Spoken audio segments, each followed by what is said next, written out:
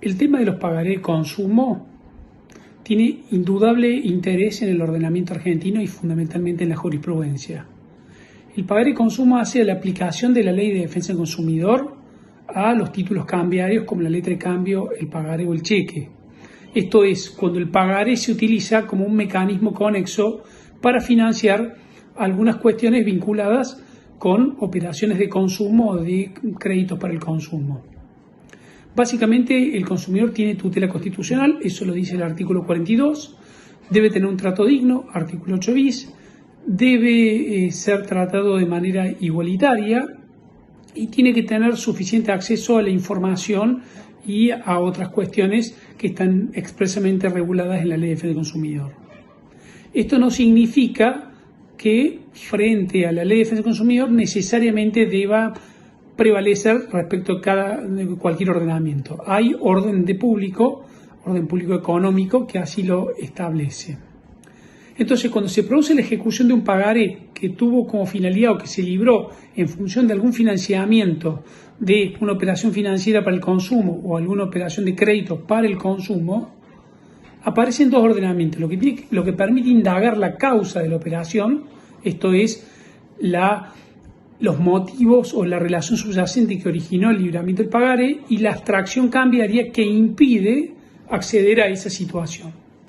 En general se sabe, y los títulos cambiarios son títulos ejecutivos, que la vía ejecutiva es inadecuada para discutir cuestiones causales o cuestiones que son más propias del juicio ordinario, esto es, cuestiones que requieren un conocimiento mayor para discutir cuestiones de fondo. Entonces, en algunos casos, los tribunales han dejado de lado la abstracción para evitar fraude a la Ley de Defensa del Consumidor.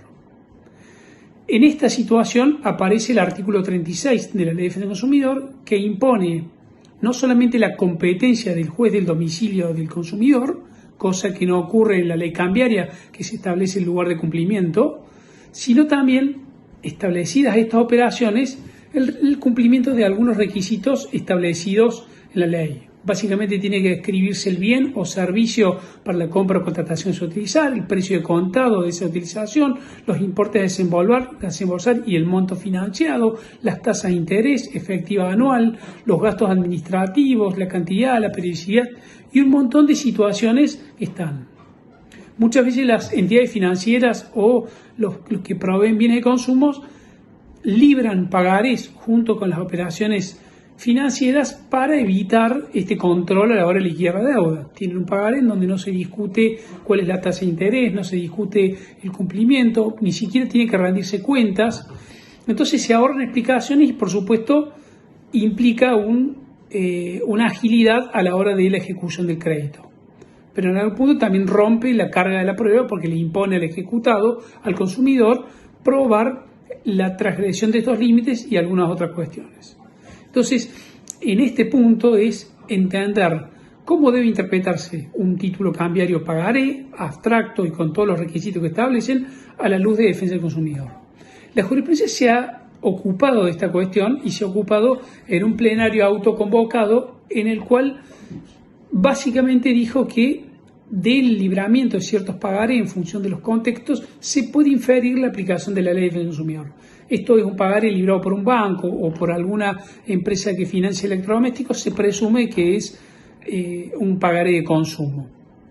Y al entender que es un pagaré de consumo, se puede aplicar la incompetencia del tribunal entendido en función del domicilio. Recuérdense que el pagaré puede tener un domicilio distinto del consumidor, pero el tribunal de oficio pudo determinar que en este caso se estaba afectando la ley de competencia.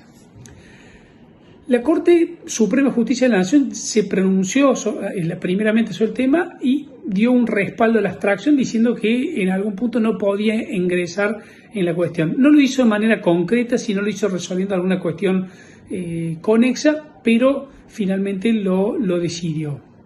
Después, en un fallo posterior, que es Producto Financiero S.A. contra Ahumada del año 2013, revierte la teoría y dice que se puede entrar sin dar todavía, al día de hoy, una posición clara sobre este punto.